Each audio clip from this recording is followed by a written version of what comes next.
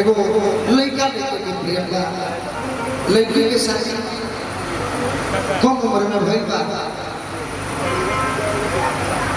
जेकरा से प्रेम बा ओकरे से शादी भइल बा।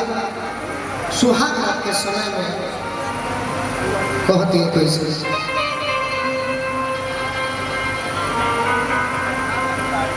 जब पसी जबे न कइल कनी होरा बेकार भइल,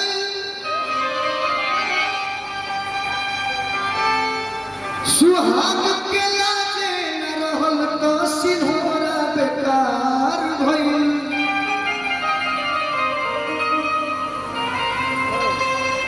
मुजराई मन तो हम ढेर ढेर देखनी ए भाई, जब बात के अठियाई में न कई काटी तोड़ा बेकार भइल। अगी ना का है कहतनी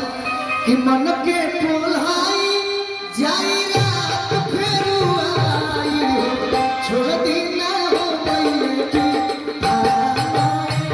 पिया,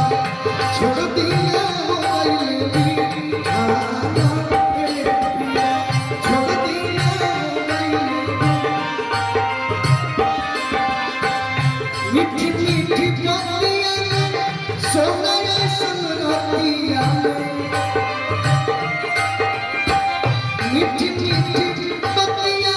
सोना सुनरतिया, जाने के कैनी छोड़ दी ना हो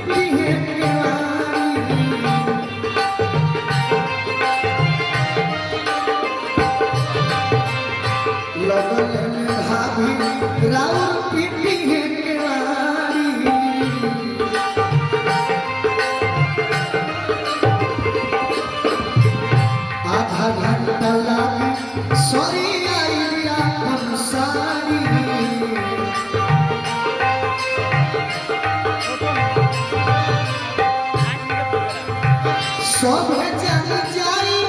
इज्जत बास पर टंगाई जी, सब जान जाई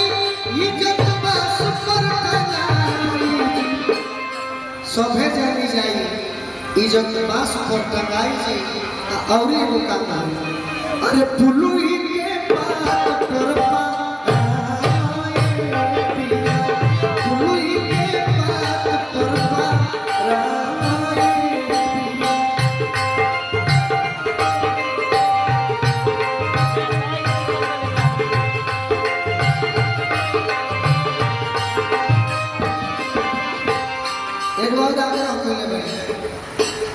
काल हुए लगई हो डबल फाइल तू सफर के,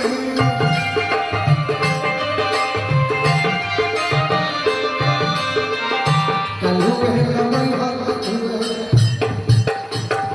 काल हुए लगई हो डबल फाइल तू सफर के,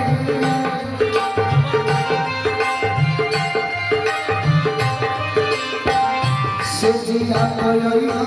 सैया सोच के सवार के,